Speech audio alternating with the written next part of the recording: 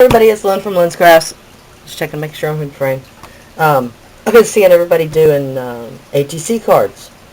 Lots of challenges going on right now. Lots of swaps going on right now. Makes me so excited because I love the whole thought of ATC cards.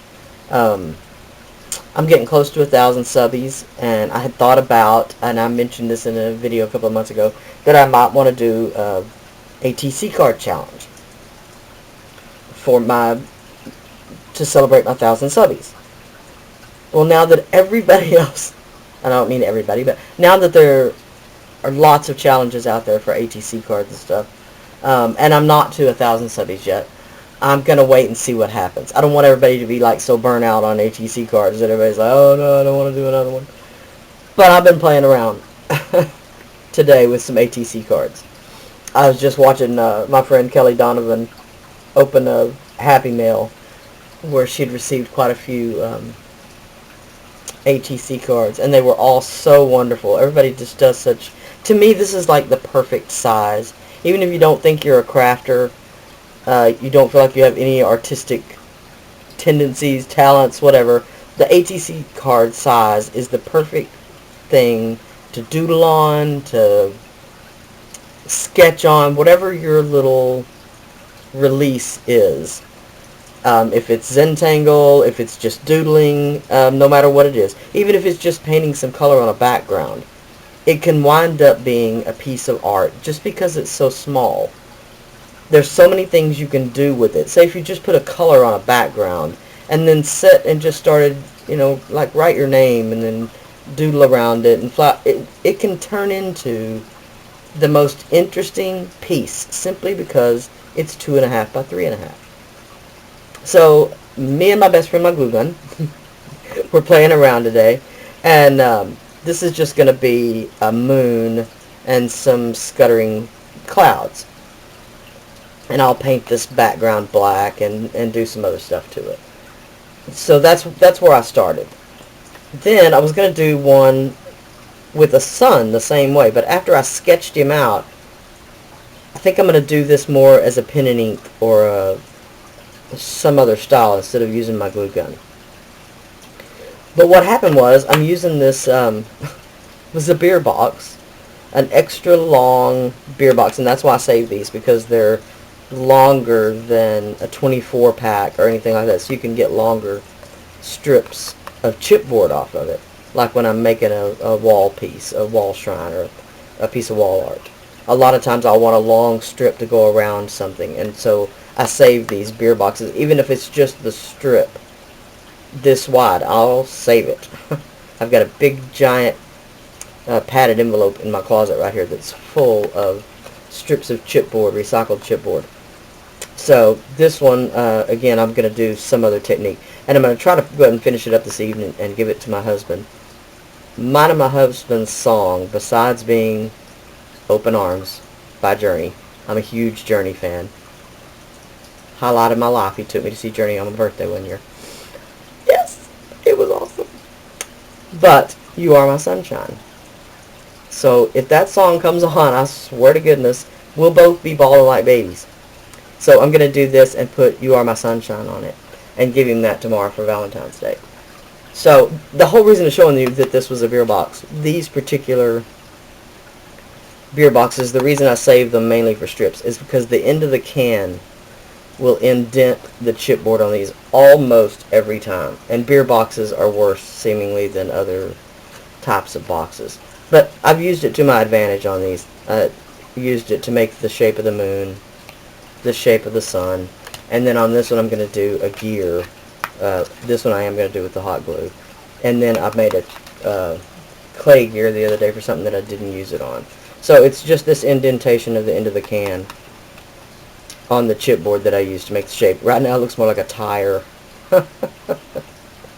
So, just real quick, I'm going to get my glue gun out and see what I can make of this. If I can do this where I'm not in the way with the glue gun, and if I can't, you may just have to see the glue gun. And of course, you know how it is when you've been using the glue gun and then you set it down, especially if you've changed the stick. Sometimes it takes forever to get it started again. And as you'll see, I'm kind of sketching with my glue gun.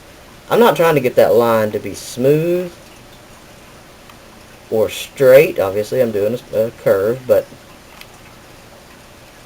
doing that jagged edge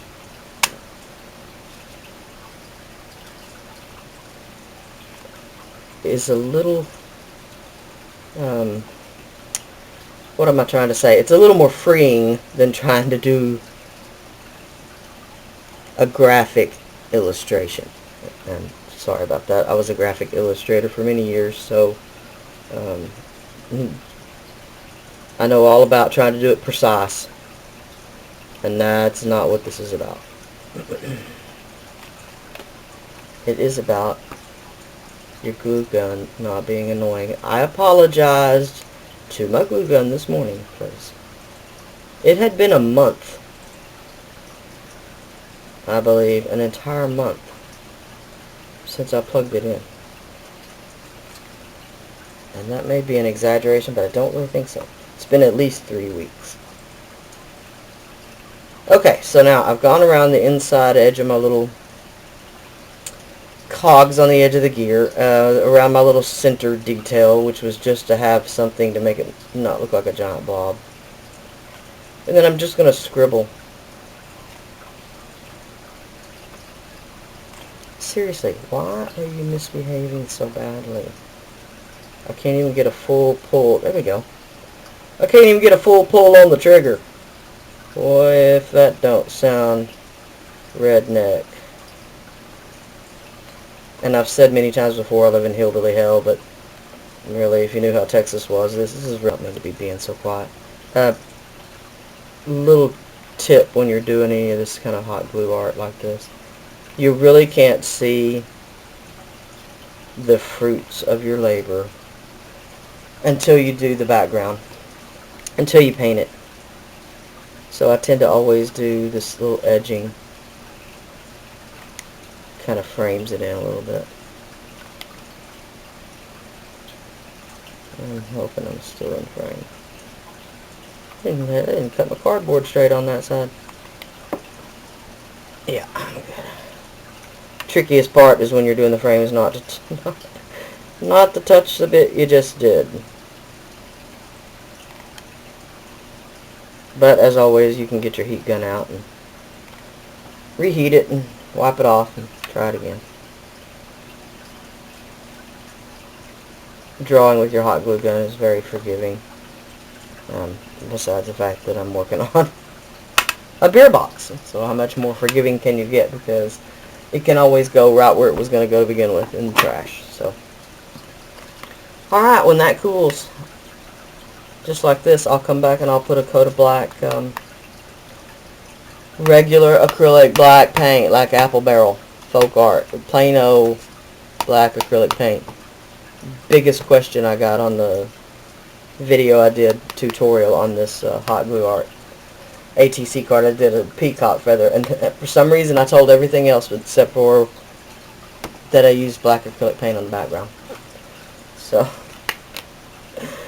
sometimes the obvious things you leave out are the most important details, and that's probably why you leave them out, because you're trying to think of the unobvious details. That's the things you need to say, so then you forget to say the obvious things. So that's what I'm working on today. When this cools a little bit more, I'll come back with these painted. I'm not gonna show you painting the background on camera, and I probably won't finish this one on camera, but I'll be back when I paint these and show you what's up next. Real quick, plain Apple Barrel black. Do your glue first, straight on the cardboard. Don't gesso or anything underneath. You can do that, but your glue has a little greater tendency to want to pop off whatever you're painting on, because I've done this on canvas, I've done this on lots of different things, if it's got gesso or paint underneath.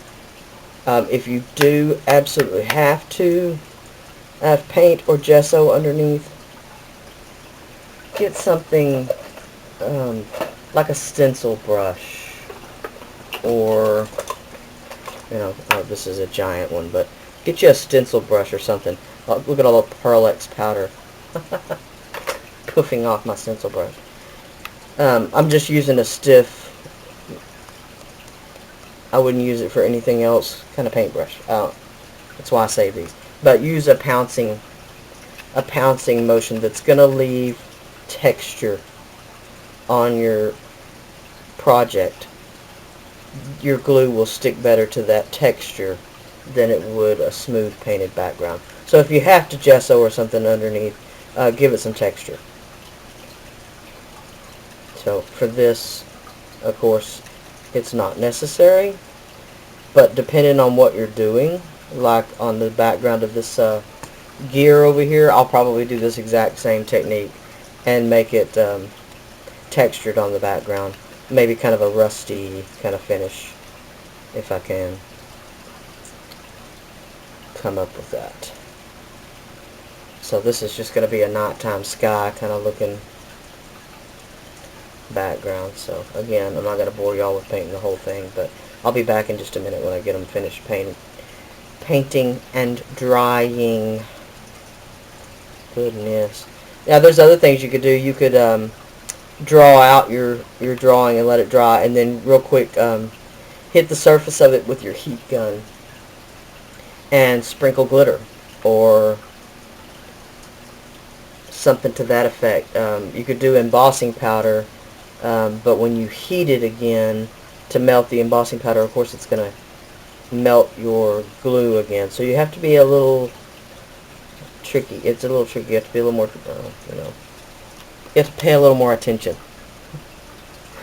to your melting glue and your melting embossing powder to get the look you want if you're going to do that. So, alright, I'll be right back. Okay, and you know, I had to change my mind. I'm really good at that, changing my mind. Since my glue gun was doing such a weird, good job, you know how you say that, at doing a really fine line for some reason this morning, seemingly quite a bit of control. I went ahead and did the fine little detail. This is what I was worried about, was his mouth and eyebrows and the line around the sun. I didn't mind these coming out looking like flame. That's kind of what I was going for. And then I wanted a nice fat rim on my glasses. I went ahead and left them hollow instead of filling them in, just so I could come back and do maybe some gloss black acrylic paint or something in the middle there, or something. I'm not quite sure yet what I'm going to do there, but this one, instead of painting it black, I am going to go ahead and paint it white as soon as the last little bit inside the face cools off a little bit more. So I will do that in a bit. So here's the moon and sky with just the black paint on it, and now you can see the detail I did here with the little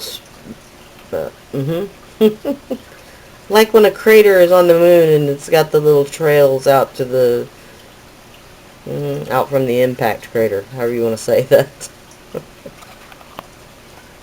Sorry about that. Anyway, at this point now you can do lots of different things. I'm going to spray a couple of different colors of my sprays, and in this case I'm going to use some Lindy's Stamp Gang sprays. I'm not sure. I've got this smoky sapphire out right here and some silhouette silver, and I'm going to look through my colors and see if I have a little something else. And then after I spray, you can take your finger, you can take a paintbrush, just about anything, and get a little metallic paint and just bring out some of the raised details. And depending on your design, you can use all kinds of different colors, mix and match. You could even do white if you were going for a shabby look and you had done the background white and then sprayed on some colors. You could come back with just some white to bring out your details. For example, as if this was flowers or something. You know, if I had done hot glue flowers. Which, if you look back through my videos, I've got quite a few hot glue gun art videos. I'll have to go back and check my playlist and see if I have one that's actually labeled hot glue art. And if I don't, I may need to fix that. So, I'm going to pause a second and go through my Lindy's and see what I'm going to come back and spray this with. And I'm not looking to get it completely dry. I just want the colors to be a little separate. I want my purple to not necessarily bleed together with my blue. I want it to stay distinctive. Sweet. Oh, and then you're just not sure where the new shoe. That's the only difference I have found between any of the individual Lindy Stamp Gang sprays is just the sprayer head itself. And you have to kind of learn your sprayer head. And almost anybody who uses them will suggest your first little squirt should be on a paper towel, just so you get the feel of, is your sprayer spraying uniformly out in the mist? Does it have a kind of an up and down pattern? Sometimes they'll have a little different pattern. And sometimes just taking apart your spraying apparatus and cleaning it can change that. But some of them just come where they spray kind of unusually. And I don't tend to mess with that. I kind of like the difference that gives me. You just have to make sure that when you're working on something small, if it sprays in an unusual pattern, that your pattern's actually hitting what you're spraying. So, if you can see there, let me see how we've got the purple all up here and down here and a little over here, but still plenty of that blue. Now the Screaming Banshee Black has a little colored shimmer to it that's kind of a purpley, dark purpley kind of a color. Weird shaking motion. Okay, and now you can see it's come out again almost black.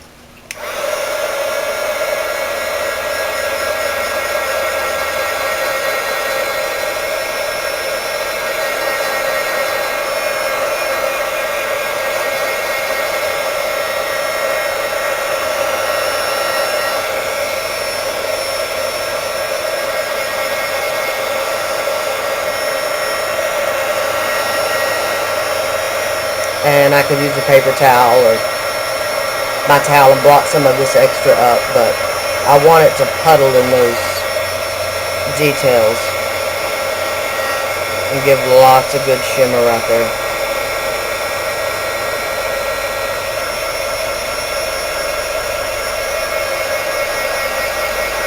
As you can see, I'm pretty far up from my card with my heat gun because I don't want that glue to remelt.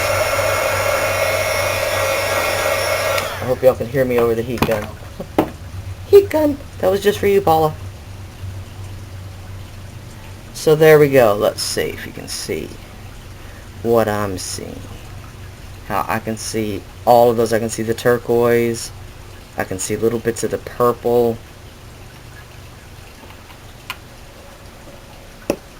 Just for the fun of it.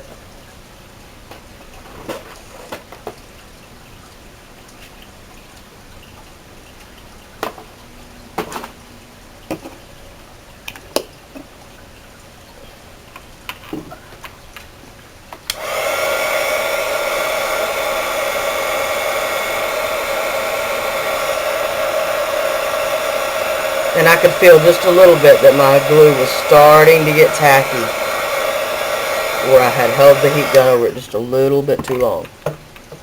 So there we go. Just because I needed to paint my hand purple, that was the only reason I needed to do that. Because if my hubby comes home and I don't have paint on me somewhere, he's going to think Sancho's been here. That's what he always says. Who loved... tire tracks in my driveway today. Sancho must have been here.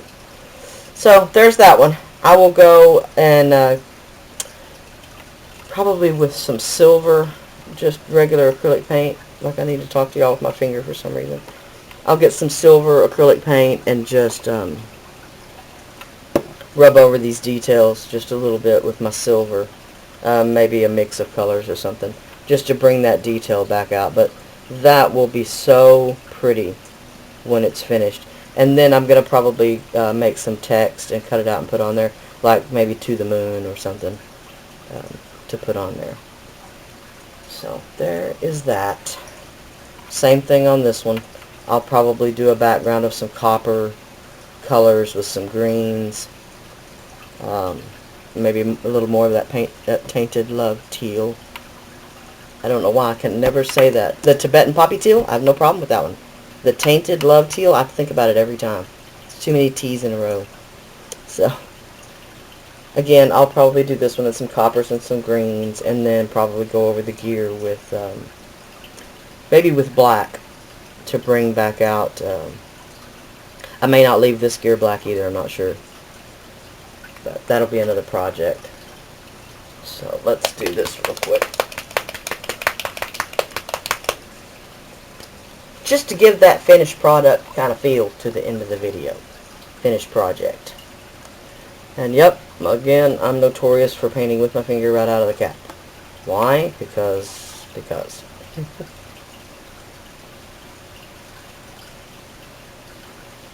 It's just the odd way I am. And evidently that's pretty odd.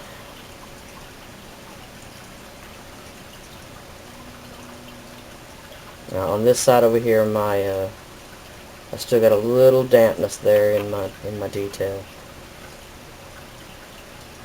which is no big deal, except for that it'll want to blend with my silver if I get too much in there.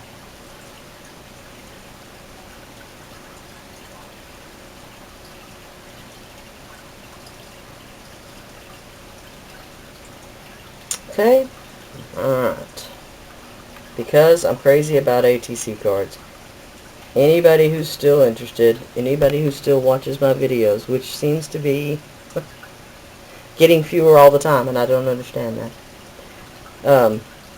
Let me know if you would like to do an ATC card challenge for my 2000 subby giveaway. Don't know what the prize would be yet. I hadn't really even thought about it. My subby total seems to go up pretty slow, even though I seem to get new subbies all the time. Not sure what that's about.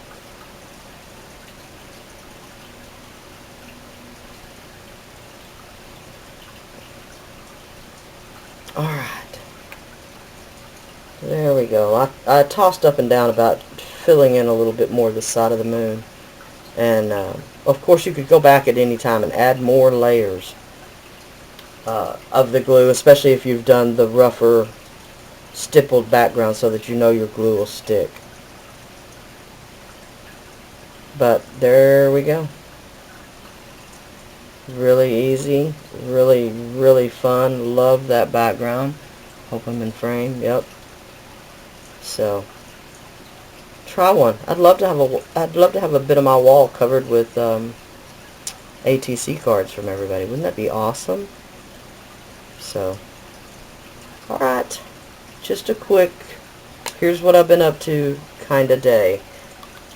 It's actually not what this is my spend a day doing something else, because I have jewelry up to my eyeballs. So, just a little relief session for me. So, thanks everybody for watching.